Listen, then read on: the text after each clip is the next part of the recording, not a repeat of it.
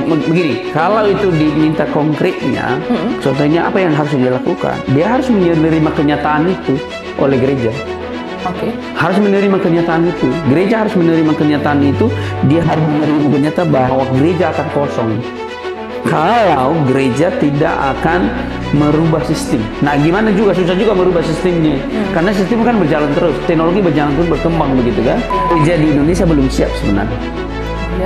Belum siap dengan di di pandemi kemarin aja kan banyak gereja juga langsung down gitu ya. Tutup. Dan karena mereka nggak tahu teknologi, nggak buat juga teknologi. Dan sekarang ini, nah yang pertama itu kenapa bisa tinggal begitu ya? Yang bisa itu karena tidak mengikuti perkembangan, tidak bisa mengkonversi atau mencoba mengcombine antara pengajarannya dengan perkembangan teknologi. Apalagi sudah ada AI sekarang ini. Betul, kita menggunakan AI itu menjadi sebuah pengajaran, tapi dasarnya adalah Alkitab. Kasihan, jangankan dia bisa itu, buka HP aja masih banyak fitur yang nggak bisa dikuasai gitu. Dari itu.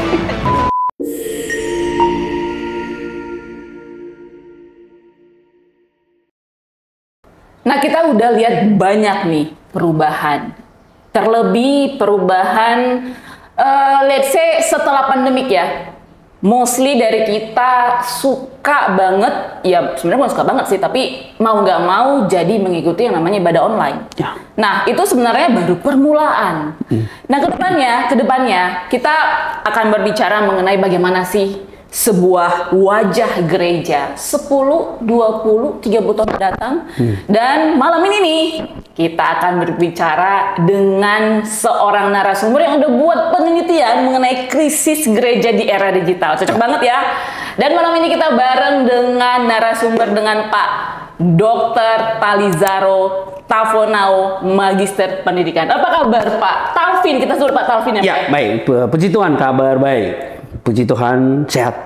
Pak Talvin, kenapa? Tapi saya penasaran Pak, kenapa Pak Talizaro Tafonao disebut Pak Talvin? Ada ceritanya nggak? Ya, jadi gini, saya ini kan orang Nias. Saya waktu itu ke Jawa. Kita saudara Pak berarti? Ya, tahun 2005. 2005 ke Jawa? Ke Jawa. Karena saya studi di Jawa, tahun 2005 itu. Nama saya kan agak susah dipanggil. Disebut karena agak kosen lewat lali dan tidak mereka gitu. Apalagi kalau orang Jawa begitu kan. Jadi saya punya panggilan biasa, dipanggil Talvin. Jadi itulah yang aku munculkan. Ya udah kalian panggil aja supaya lebih mudah ya begitu. Tapi keren sih Pak Talvin. Kayak nama-nama aktor gitu.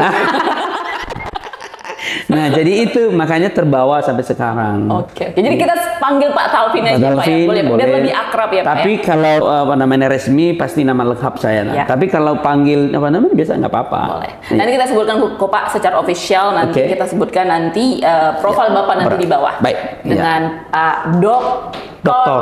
Talizaro Tafonao. Pak, berkaitan dengan kita mengubah gereja 5.0.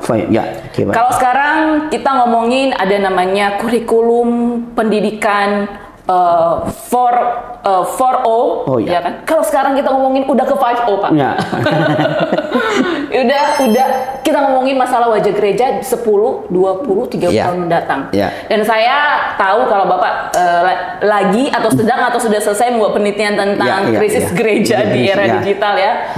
Nah, kira-kira nih dari Bapak yang udah melakukan penelitian ke depannya Pak. Baik, sebenarnya penelitian kami buat pada waktu itu berangkat dengan adanya pandemi. Lalu udah dari tahun 2000. Ya, itu awalnya. Lalu kita tahun 2021, 2022, 2023 itu kita buatlah penelitian ini. Berangkat dari itu bahwa isu-isunya itu gereja itu akan menggunakan namanya metaverse. Artinya tidak lagi gereja itu tidak harus hadir secara on-site. Tinggal masuk dalam ruang secara metaverse itu sudah menggantikan begitu ya. Dan itu ada beberapa penelitian menulisnya atau mengkajinya.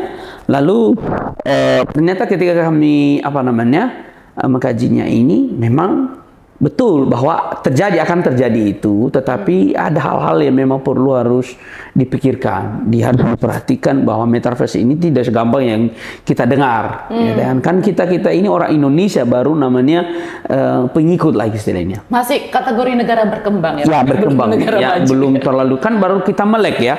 Teknologi itu mulai tahun 2019. Karena saya melihat di tahun 2018 perkembangan teknologi itu sangat pelan. Semasuk 19, 20 baru ketika ada pandemi. Jadi melek ya, Pak? Dengan adanya COVID itu sebenarnya adalah bom meledaknya dengan teknologi sebenarnya. Semua terbuka, semuanya bisa kita ikuti semua dan sebagainya kan. Nah, kalau berhubungan dengan ini apakah seperti apa wajah gereja ke depan? Tadi di sesi pertama itu saya mengatakan bahwa pendekatan karena itu bicara tentang persekutuan tadi gereja ya, bahwa gereja nanti ini karena orang-orang yang ada di era 5.0 ini adalah generasi Alpha atau generasi Z. Yang sekarang ini aja yang generasi yang nggak suka dengan gereja on-site. Generasi milenial yang sekarang, milenial muda. Ya, milenial muda. 10-20 tahun ke depan gereja kosong. Jadi apakah ke depannya menurut Bapak gereja itu nggak perlu gedung lagi, atau memang gereja-gereja zaman sekarang ini gimana? Bagaimana caranya gereja itu harus ngikutin perkembangan teknologi? Apalagi sekarang udah ada AI juga. AI sekarang memang ini juga menjadi bumerang untuk gereja. Gereja sekarang karena mau tidak mau gereja itu harus mengikuti perkembangan itu. Mau tidak mau dia mengikuti perkembangan. Hanya saja secara sisi negatif gereja akan menghadapi banyak hal. Ya begini, kalau ini jualan, no problem. Ini kan bicara tentang persekutuan gereja itu kan. Apakah esensi daripada persekutuan secara teologis itu hilang. Padahal secara teologis. Ya, secara teologis hilang itu. Secara teologis gereja itu kan harus berkumpul, bersatu, bersekutulah satu dengan lain. Tidak hanya bersekutu dengan Tuhan secara pribadi, tetapi secara secara unity itu perlu membangun satu komunitas, satu komunitas yang sehat, sehingga disitulah menghadirkan namanya tubuh Kristus itu. Nah, tapi kalau sudah online lalu tidak lagi ada gereja, tidak ada lagi gedung dan sebagainya, makna teologis di dalam gereja yang sesungguhnya itu sepertinya tergeser gitu. Tapi kalau menurut Pak Calvin sendiri, gimana nih wajah gereja ke depannya 10, 20, 30 tahun datang? Apakah betul nggak nanti ke depannya gereja ini sama kayak bisnis-bisnis yang lain? Contohnya kita udah bahas tadi sebelum kita mulai podcast, Pak. Sekarang aja orang udah mulai jualan, nggak perlu lagi yang namanya buildingnya, gedungnya. Jadi nggak perlu lagi sewa tempat begitu ya. Apakah sekarang udah lebih prefer untuk belanja online? Nah, itu indikasi bisnis, Pak. Tapi kok gereja sendiri kalau dari pandangan Pak Calvin? Kalau itu nanti dia masuk ke situ, mau tidak mau contohnya mengikuti gaya itu masuk di gereja. Contohnya okelah ibadah online saja. Itu akan menjadi bisnis. Bisnis dalam arti begini. Siapa yang teknologinya canggih? Teknologinya menguasai teknologi, gereja itu menguasai teknologi itu dengan luar biasa. Dialah yang akan banyak masukan. Tapi kalau gereja-gereja tidak mengikuti perkembangan teknologi itu, maka akan hilang. Ya, gereja-gereja yang kecil contohnya kan, nggak ada jemaatnya. Berarti kayak gereja-gereja yang kayak di pedalaman-pedalaman itu gimana, Pak? Nah, kalau pendalaman itu begini, kalau berbeda dengan, itu berbeda karena kita harus juga melihat kota dengan pendalaman itu kan berbeda. Karena sistem mereka tidak seperti sistem di kota. Kenapa? Mereka itu kan terbentuk secara manual ya, secara apa adanya. Karena persaingan kan tidak seperti di kota. Karena mereka sudah punya doktrin. Orang-orang yang belum terpengaruh dengan teknologi nggak bisa dipengaruhi karena mereka sudah terbiasa dengan kultur mereka. Contohnya apa namanya itu, bagi orang-orang yang ada di kota, di kampung dan sebagainya, generasi yang untuk sementara mereka kan tidak memikirkan itu. Kenapa? Karena perkembangan teknologi itu masih belum terasa seperti di kota, iya kan? Iya. Tapi kalau di kota, ya itu akan terasa sekali, ya kan? Maka nanti kalau nanti gereja ini akan menguasai teknologi canggih, maka gereja-gereja yang tidak mengikuti akan hilang begitu. Dan itu akan menjadi suatu bisnis ke depan. Dan inilah yang membahayakan. Kenapa saya membahayakan? Makna teologis dalam persekutuan dalam gereja itu hilang. Begitu, ya kan? Maka sekarang ini aja sudah ada namanya istilah teologi digital. Sudah ada bisa deskripsikan secara teologi apa namanya digital ini bukan artinya menggantikan teologi yang sesungguhnya juga. Tapi teologi digital ini adalah di mana mereka menggunakan digital itu menggunakan sebagai tempat untuk mengajar, menyampaikan tentang penginjilan, menyampaikan tentang kebenaran, dan mereka gunakan itu sebagai tools tadi yang saya sampaikan, tools itu sebagai alat untuk menyampaikan isi daripada apa namanya firman Tuhan. Karena firman Tuhan yang kita baca nih, Alkitab manual selama ini sudah tidak pakai lagi menggunakan media-media teknologi yang AI sekarang ini. Kalau Mbak sudah pernah kemarin mengikuti namanya salah satu seminar tentang AI, bagaimana cara membuat buku dengan AI dalam waktu yang tidak membutuhkan waktu bulan, cuma 1 minggu saya selesai. Bagaimana menggunakan AI ini sebagai kalau contohnya buat PowerPoint, wah itu luar biasa sekali. Begitu saya bilang ini ketinggalan sekali aku. Tapi bayarnya mahal ya Pak? Kemarin itu saya mengikuti itu, kebetulan saya ke Malaysia. Sambil aku mempersiapkan khotbah. Di dalam itu saya nonton itu, saya lihat dan saya bisa mengikuti. Walaupun memang sudah saya terjun di dalam dunia AI itu, tapi nggak sehebat mereka. Karena saya punya AI berbayar, Bu Ata. Harus berbayar, AI ku harus berbayar. Saya bilang mahal ya bayarnya mahal. Kenapa? Mau tidak mau saya tidak mau ketinggalan itu. Kenapa? Karena AI sekarang ini dalam tanda kutip sangat menolong. Nah, kita kembali kepada apa namanya tadi. Kalau orang-orang begitu saja bisa menguasai, apalagi gereja nanti. Artinya gereja nanti ke depan, kalau itu generasi kita tidak lagi suka dengan tatap muka, maka yang mereka suka ada online. Maka pengajarannya itu harus betul-betul fresh. Nggak bisa lagi nanti pengajar-pengajar manual. Nggak bisa, dia harus betul-betul sesuai dengan apa namanya kerinduan para anak-anak yang contohnya generasi Alfa contohnya. Ya, pengajarannya memang harus disesuaikan dengan kebutuhan mereka begitu. Pak, tapi kalau misalnya ngomongin tadi Bapak bilang kita ngomongin gereja 5O ya. Nah, bagaimana kalau menurut Pak Taufin sikap, respon dari sebuah gereja yang mau nggak mau memang harus harus melakukan transformasi, betul. Karena mau nggak mau. Karena kita ngomongin gereja, kalau gereja hanya ngomongin cuma 5-10 tahun mah ya forget it lah ya Pak ya, nggak usah gitu ya. Tapi kita ngomongin gereja pasti ngomongin gereja yang kalau bisa untuk selamanya, betul ya Pak, ada regenerasi di dalamnya. Tapi kalau menurut Pak Taufin sendiri, gimana baiknya sebuah gereja mengikuti perkembangan teknologi ini Pak? Kira-kira apa nih yang strategi yang langkah yang konkret lah gitu, langkah yang konkret strategi sebuah gereja untuk bisa melakukan transformasi digital yang mau nggak mau memang harus diikuti, atau memang kalau menurut Pak tapi nggak usah diikutin, atau gimana Pak? Kalau kita bilang tidak mengikuti, sekarang sudah mengikuti. Sekarang ini yang diperbaiki adalah dalam mengikuti perkembangan teknologi sekarang ini adalah pengajarannya. Karena sampai dengan kehadiran teknologi ini, maka nilai-nilai teologis dalam pelayanan itu hilang. Kenapa? AI ini sekarang ini bisa menipu kita.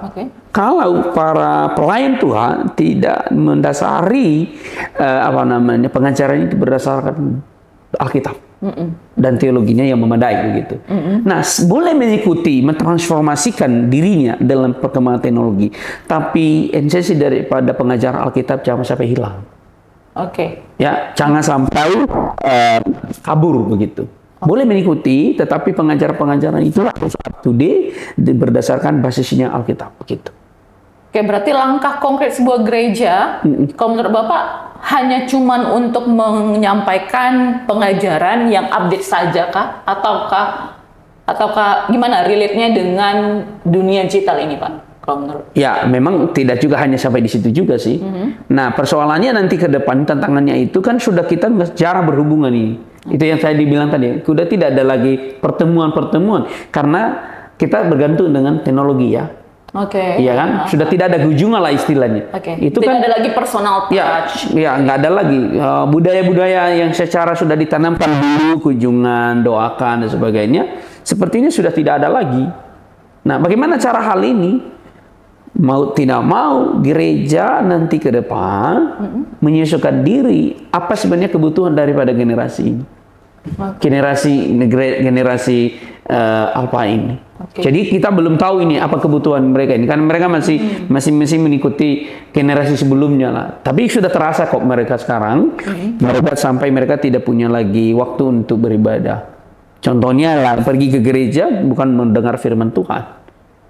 Main game di dalam gereja. Artinya itu sudah krisis sebenarnya.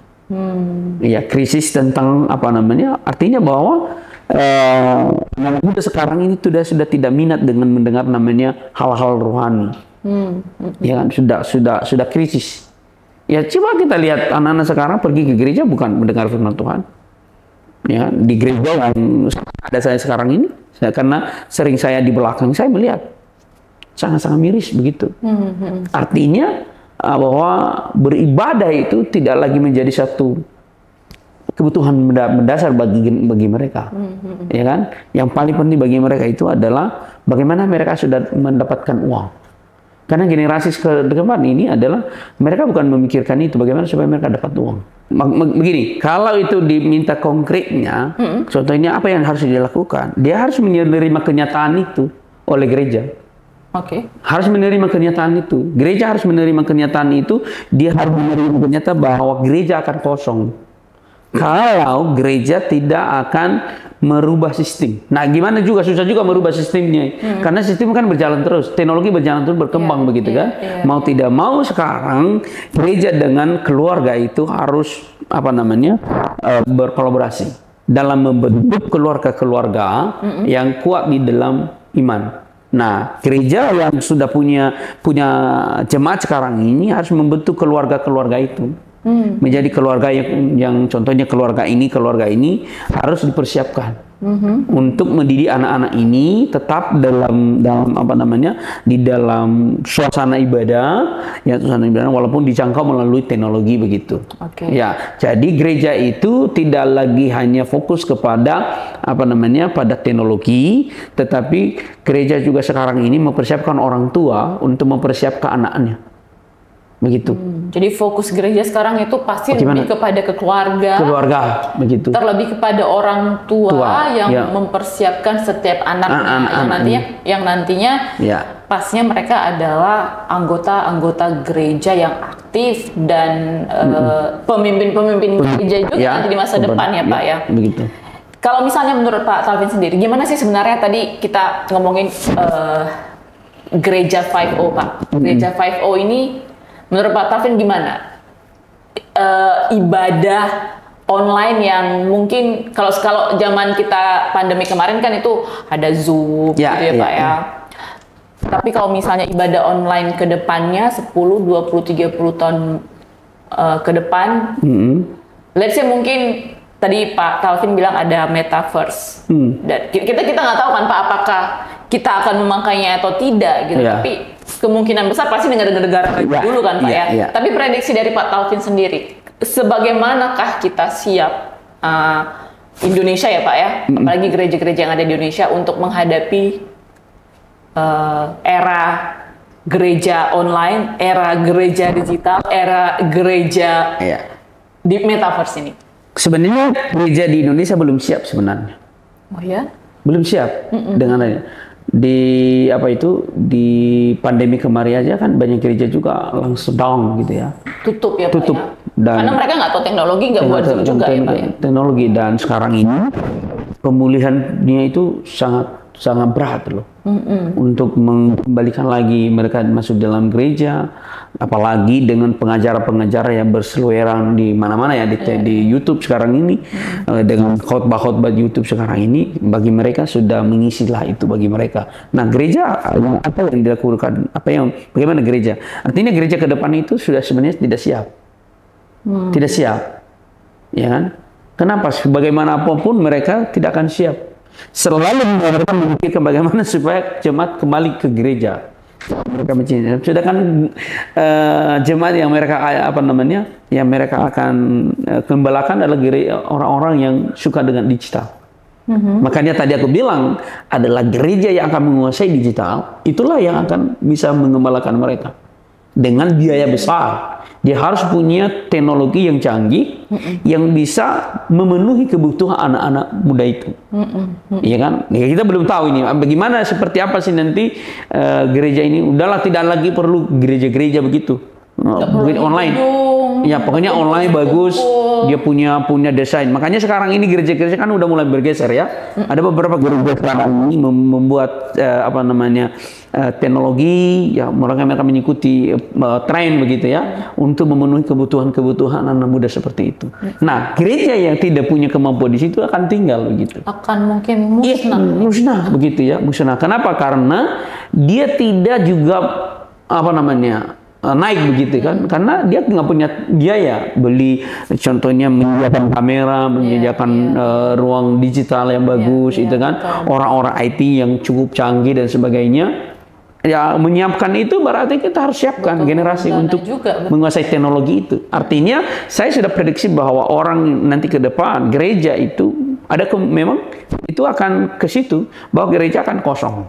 Yang kedua, gereja yang memiliki uang membeli digital itu dengan baik, dialah yang akan panen. Anak-anak muda yang bisa dia memenuhi kebutuhan anak muda alfa itu. Ya kan? Dia memenuhi kebutuhan dari apa? Dari segi ya anak-anak muda sekarang kan mereka mengikuti tren gitu ya. Sekarang ini bagaimana khotbah-khotbah itu tidak lagi khotbah-khotbah yang monoton. Ya kan? Yang old fashion ya. Itu ya, monoton dan sebagainya. Cuman persoalannya, nah ini kalau ini juga tidak dibarengi dengan, makanya aku bilang tadi ya, dia harus memiliki dasar teologi yang kuat. Karena jangankan ke depan, sekarang aja banyak sekali khotbah-khotbah juga lepas juga. Lepas itu masih gimana? Lepas itu tidak ada dasar, itu asal bunyi begitu kan. Akhirnya kan dalam tanda kutip, akhirnya menyelewengkan kan, keluar daripada dari seharusnya. Ya, maka teologi nggak bisa ditinggal itu. Ya kan? Jadi memang dasar teologi basisnya sangat penting. Dasarnya adalah teologi dengan dikonversi menjadi suatu dalam dunia teknologi, tanpa harus menghilangkan nilai-nilai yang ada di dalam di dalam kitab. Ya gitu. Oke Pak, kita ingatkan kembali juga Pak kepada sahabat curhat yang ingin mungkin bertanya di TikTok, atau ini kita sekarang lagi TikTok live juga. Dan sahabat curhat yang pengen bertanya dengan Pak Taufin, atau juga pengen komen atau pengen curhat juga ya, boleh langsung komen aja di bawah, dan juga bisa langsung menghubungi WhatsApp kita di nomor 0819 0817441. Dan di pertanyaan berikutnya Pak, tadi kita udah sebutin bagaimana pentingnya sebuah dasar teologi untuk sebuah gereja menghadapi era digital ini ya Pak ya. Nah, apa nih kalau menurut Pak Taufin? Apa yang kira-kira hilang nih ya, kalau misalnya kalau misalnya tadi kita udah sempat sebutkan sih Pak ya, kalau misalnya sebuah gereja nggak mau Pak, nggak mau berubah, ikutin era digital ini. Tadi Bapak bilang memang ada Bapak sebutin tadi gerejanya akan kosong. Ya.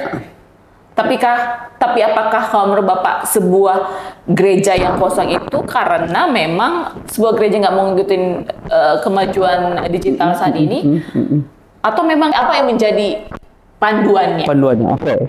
Kalau pertamanya begini, boleh juga itu terjadi karena yang pertama itu kenapa bisa tinggal begitu ya?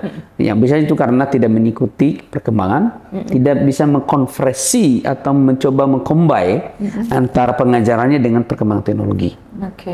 Apalagi sudah ada AI sekarang ini. Bagaimana kita menggunakan AI itu menjadi sebuah pengajaran? Tapi dasarnya adalah Alkitab.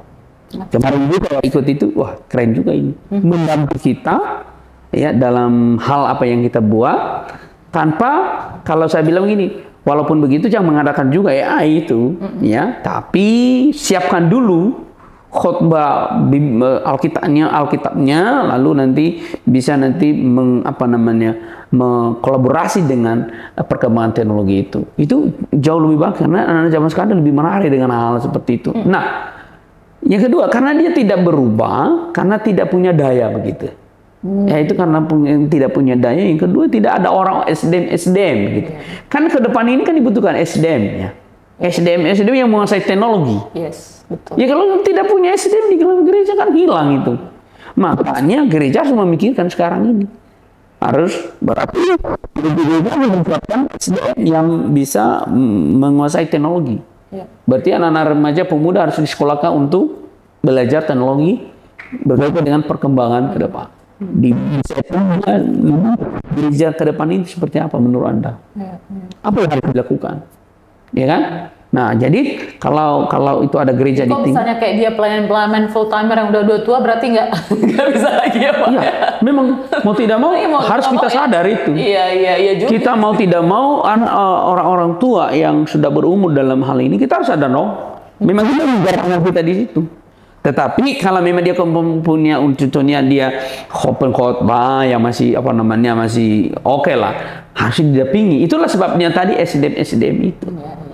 Ya kan, di SDM itulah yang menyiapkan. Yang ini nanti metode ini kita siapkan.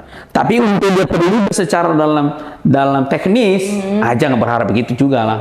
Kasihan, jangankan dia bisa itu buka HP aja masih banyak fitur yang nggak bisa dikuasai gitu. Kan itu. Ya. Berarti kalau misalnya pertama yang mungkin umur 60 tahun ke atas mungkin udah nggak perlu karena kan digital ini. Fokus untuk mempelajari dasar teologi. Ya. Karena kalaupun mereka dipaksa untuk bisa mereka sesak nafas mereka. Ya, jadi bukan gara-gara tongkat ya. Bukan gara-gara belajar perkembangan teknologi kan. Udah bahasanya sudah lain begitu kan. Ya, itu yang perlu harus diperhatikan. Jadi sebenarnya langkah konkretnya juga sebuah gereja juga harus bisa mencari source sumber daya manusia yang lebih kompeten lah. Ya, yang kompeten lah ya, Pak ya. Kompeten di bagian itu. Harus disiapkan. Tapi saya umur 40 walaupun saya belum nggak muda lagi, Pak, tapi saya mau belajar loh, Pak. Itu kalau itu silakan. Ada orang itu sudah, ayo udahlah nasibku begini. Itu nggak boleh begitu. Kalau masih kita bisa mengikuti perkembangan zaman, kenapa kita harus stop diri begitu? Kita belajar terus. Saya sendiri belajar, saya ikut seminar ini, seminar itu. Kenapa? Untuk menambahkan wawasan, pengetahuan. Nah, syukur-syukur kalau saya bisa mengikuti apa yang mereka telah lakukan. Dan itu dalam tahun ini saya akan terjun dalam dunia AI itu. Saya harus mengikuti seminar-seminar. Karena memang saya di AI ini otodidak sih. Tapi ada hal-hal yang masih belum banyak saya dapatkan. Ya memang itu harus diminta. Harus belajar. Harus belajar. Karena AI ini itu adalah salah satu alat yang membantu setiap kita, apalagi sebagai pendidik begitu. Sangat membantu. Apalagi kalau itu ya memang keluar uang sih. Iya, harus keluar uang memang. Maka tadi saya bilang bayarnya mahal ya Pak, karena saya juga udah pernah coba untuk pakai AI membuat e-book, dan ternyata bayarnya itu bukan pakai rupiah Pak. Dolar. Dolar. Dan dolar dikonversikan ke rupiah itu mahal sekali. Apalagi kemarin harga dolar 17.000. 17.000 ini. Emas Atam aja sudah mau tembus 2 juta kan? 2 juta Pak. Ini rencananya saya mau jual emas. Kalau masih ada. Ada sih Pak, ada. Jangan sampai emasnya di rumah yang dijual. Oh iya. Mas Budi enggak bakalan dijual. Ada. Jadi Oke Pak, tadi back to the laptop Pak, baik. Terakhir. Ya, baik. Untuk sahabat curhat. Ya, baik. Berkaitan dengan Gereja 5O, apa kira-kira quote yang bisa memotivasi sahabat curhat untuk menghadapi era digital dunia Gereja 5O ini Pak?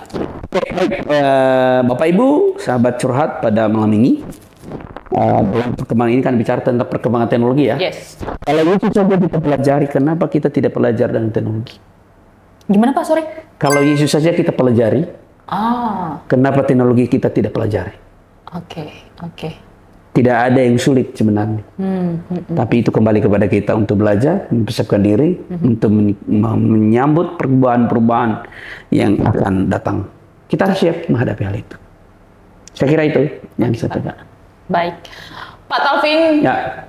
Sekali lagi terima kasih. Terima kasih banyak. Sudah meluangkan waktunya. Baik, sama-sama. Karena kita tahu sendiri kalau Pak Talvin adalah seorang yang sibuk karena sebagai seorang direktur pasca sarjana di salah satu universitas teologi di Batam juga dosen juga, dan saya juga tahu Bapak juga seorang pastor di GBI Main Hope Service ya Pak ya, jadi cukup sibuk, tapi sudah meluangkan waktu untuk menjadi narasumber tamu kita pada malam hari ini. Terima kasih banyak juga diberi kesempatan untuk berbagi kepada sahabat curhat dan kepada yang ada di TikTok, salam kenal. Yes, salam kiranya kenal. Terus diberkati saudara bahwa belajar itu tidak mengenal waktu dan tidak mengenal usia ya Pak ya. Betul.